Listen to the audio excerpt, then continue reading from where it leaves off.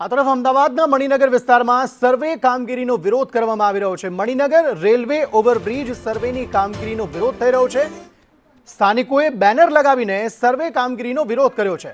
350 કરતાં વધુ એકમો બ્રિજને કારણે કપાતમાં જતા રહેશે। મનપા દ્વારા લોકોને નોટિસ આપવામાં આવી છે। વાંધા સૂચનો રજૂ કરવા મુદત આપવા માંગ કરાઈ છે।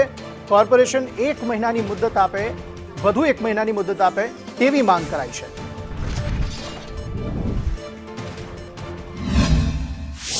રહીએ છીએ 25-30 વર્ષથી।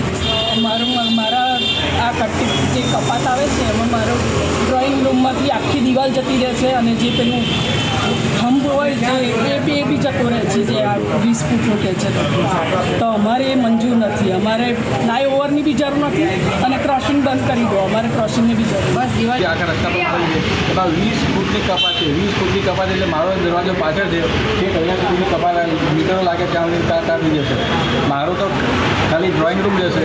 આગળ જે લોકો ફ્લેટમાં રહે છે એમાં આખા ફ્લેટ આગળના પડી જાય, આગળના ફ્લેટ પડે, નીચેનો ક્લિયર નબળો પડે એટલે પાછળના ફ્લેટ પડી જાય। શું કરવા માંગે ખબર નથી। 20 ફૂટની કપાત ના